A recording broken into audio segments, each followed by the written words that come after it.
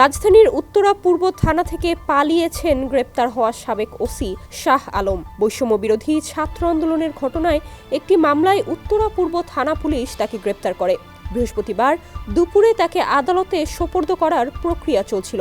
এর মধ্যেই থানা পুলিশের হেফাজত থেকে কৌশলে পালিয়ে যান তিনি। এই ঘটনার পর শাহ আলমকে গ্রেফতারে পুলিশের তোড়জোড় শুরু হয়। ঘটনায় থানার একজন সহকারী উপপরিদর্শককে সাময়িক বরখাস্ত করা হয়েছে। বুধবার রাতে কুষ্টিয়ার ইন সার্ভিস ট্রেনিং সেন্টার থেকে গ্রেপ্তার করে ঢাকায় আনা হয় তাকে। এরপর তিনি নিজের সাবেক কর্মস্থলের থানা হাজতে ছিলেন। হঠাৎ দুপুরে পুলিশের চোখ ফাঁকি দিয়ে কৌশলে তিনি পালিয়ে যান। উত্তরা পূর্ব থানায় দায়ের হওয়া একটি মামলায় তাকে গ্রেপ্তার দেখানোর প্রস্তুতি নিচ্ছিল পুলিশ। এরই মধ্যে পুলিশের এই কর্মকর্তার পালিয়ে যাওয়ার ঘটনা ঘটল। তবে ঘটনা নিয়ে পুলিশের উত্তরা বিভাগের কোনো কর্মকর্তা আনুষ্ঠানিকভাবে কোনো মন্তব্য করেননি।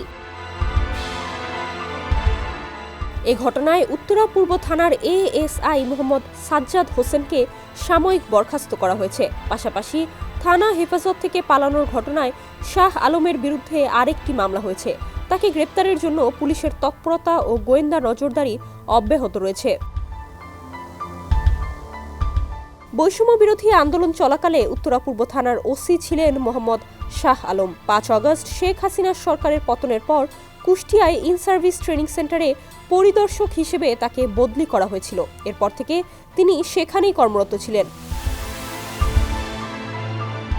পুলিশ সূত্র জানিয়েছে, বৈষম্য বিরোধী আন্দোলনের সময় হত্যাকাণ্ডের ঘটনায় গত বছরের 2 সেপ্টেম্বর উত্তরা পূর্ব থানায় একটি হত্যা মামলা দায়ের হয়। সেই মামলায় শাহ আলমকে গ্রেপ্তার করা হয়েছিল।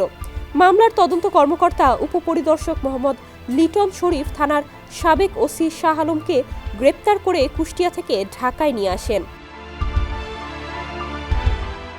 ডেস্ক রিপোর্ট, সমকাল।